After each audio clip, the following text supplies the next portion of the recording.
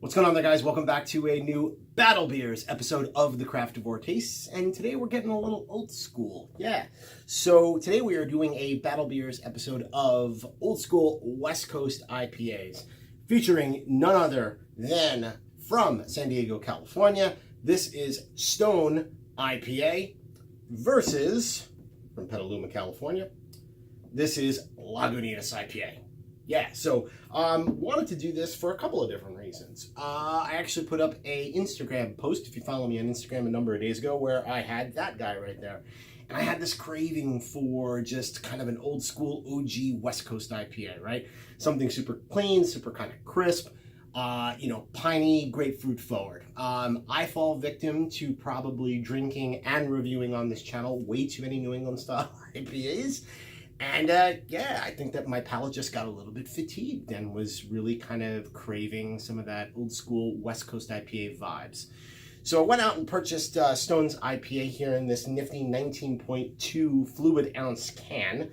And at the same time picked up Lagunitas as well. And just did a quick little post on the Stone IPA. And then I had them kind of side by side. And I was like, you know what?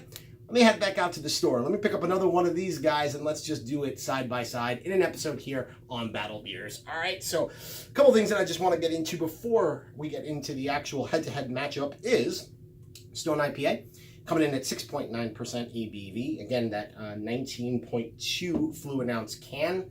Same thing here for the Lagunitas IPA, but actually they're coming in a little bit lower, so 6.2% ABV. So if you know about Battle Beers, basically what this episode is I take two beers of essentially the same style that are similar in ABV, brewed very, very similarly, and just put them head to head to see which beer of the two reigns supreme in a battle. All right, so let's go ahead and just dive straight into it, shall we?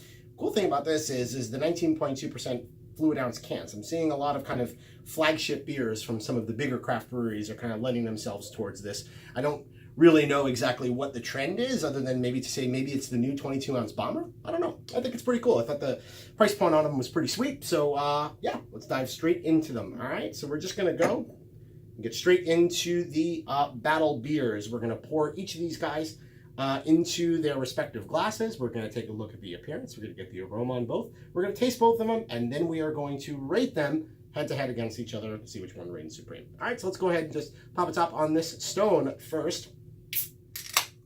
Get it straight into a glass, and then we'll do the same for Lagunitas. So I would assume, since I'm on the East Coast, that the Stone beer is actually coming out of their North Carolina brewery, and the Lagunitas is likely coming out of Chicago, but I'm not entirely sure, to be perfectly honest.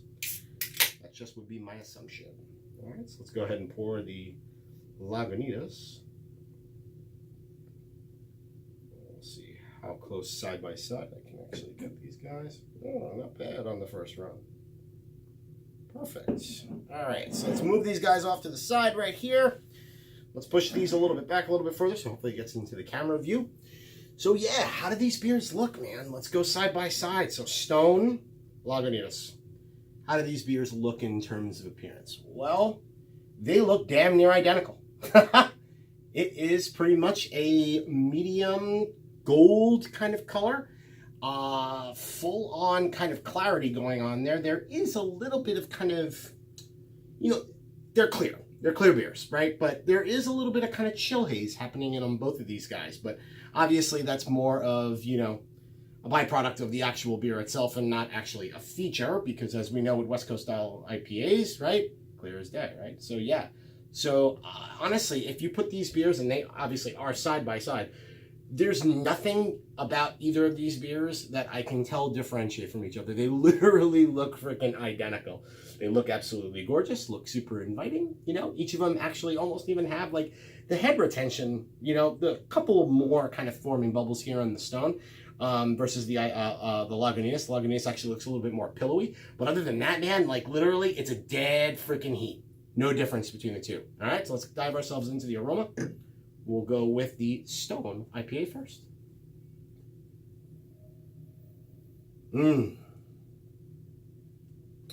Yeah, so familiar West Coast vibes coming out of the nose and the aromatics. So getting a bit, obviously, of that prominent kind of malt sweetness, right? A little bit of caramel malt going on in there.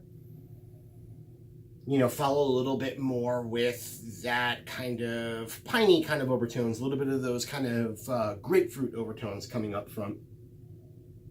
Smells very familiar, smells super inviting. And while there is obviously that residual sweetness from the malt kind of pushing itself up out of the glass, like it still smells like super kind of crisp and clean. Oh man, just an obviously different experience as it relates to New England style IPAs. And it's kind of funny. You know, drinking so many New England style IPAs, you get that, you know, massive burst of tropical fruits. You know, this is more grapefruit, this is more pine, it's a little more clean, it's a little more cutting. And you know what? It's wetting my whistle, actually, to be perfectly honest with you. That smells freaking really, really good. Dive into the Lagunitas now. So super similar, but there is definitely an overall overtone of kind of grassy hops that are coming across in this one.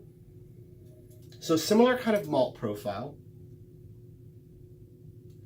But yeah, what's going on here in the Lagunitas is a lot of that kind of dank and kind of grassy kind of hop character is coming up a little bit more in the forefront. So pine, grapefruit, whereas Lagunitas, in my opinion, comes across as a little bit more kind of, yeah, like dank and kind of grassy going on there.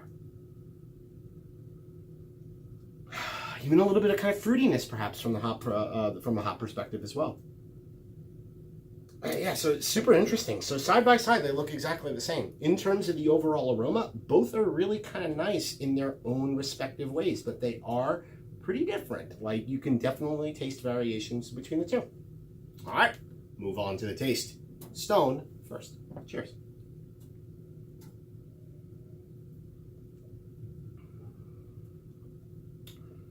Yep.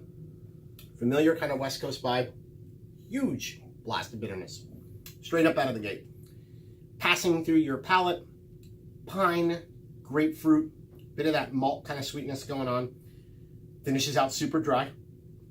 And yeah, you get that lingering kind of West Coast style IPA bitterness that reminds you that it's a beer. And yeah, so my palate, obviously, of being crushed by so many New England style IPAs, little to no IBUs, this is a really kind of nice, refreshing change. That lingerness in terms of the bitterness lays on that palate, sticks on your kind of tongue, and it tastes good, man. Like, it's really, really awesome.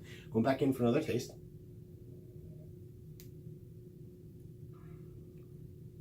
Crisp, definitely clean. The one thing I will say, and it could be age of the can, I think that can's maybe at this point, let's take a look. Yeah, so that can's a little less than 2 months old, which, you know, ultimately Stone basically states that it's good until late March. So that's about probably 4 months or so. But you know what? The stability of the beer is pretty good. I would just like to see maybe perhaps, obviously, a couple of weeks from canning, a lot more of that kind of hop characteristic will probably come to the forefront, because that's one area where the Stone IPA is slightly lacking a little bit. You're still getting that really big pop perceived bitterness, which I'm digging.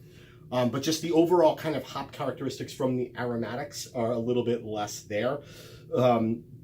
Obviously more grassy kind of overtones and a bit more of kind of that kind of hop, you know, presence from the Lagunitas, at least in the aroma. So, but definitely in the taste. But yeah, it's your traditional West Coast style IPA that Stone obviously has been super known for. So let's dive over into the Lagunitas and see what we got here, all right? Cheers.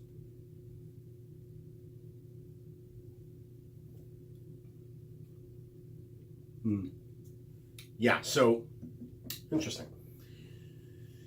So from a malt perspective, the Stone definitely has a bit more of that expressive kind of sweet kind of caramel malt coming a bit more to the forefront. The Lagunitas definitely less so. It's definitely lighter in terms of malt profile. And what's really kind of interesting, that grassiness and that kind of dankness in terms of a hop perspective translates a little bit more to a spiciness in the taste. It definitely finishes less bitter than Stone does. I don't know if they actually have any IBUs kind of listed. What does Stone have? See if it has any IBUs listed here. I don't know. It's something that I probably would want to look up. But to be perfectly honest with you, just straight up in the taste right now, I could probably tell you that the Stone has to be, I wouldn't necessarily say significantly higher in terms of IBUs, but I'd be surprised if it wasn't, to be perfectly honest with you, because that's just the way it sits on the palate. Going back in for another taste of the two, and then we'll give ourselves a little bit of a rating time, all right? So back to the Stone.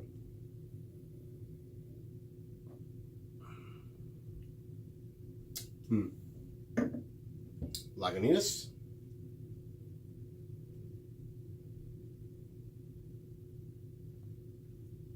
Interesting. So, overall impressions and ratings. They're both extremely similar beers, right? The appearance of them is literally nearly identical. You would not be able to tell the difference had I not poured those out on camera. The aroma is different, right? As I said, Stone, much more pine, much more grapefruit. Caramel malt is a bit more expressive. Lagunitas, less so. A little bit more dank, a little bit more grassy in terms of the hop perspective in the aromas. But then, as you kind of taste, just the overall beer itself, less expressive from a malt perspective, lesser IBUs, a lot of that lingering bitterness kind of cascades and goes away a little bit.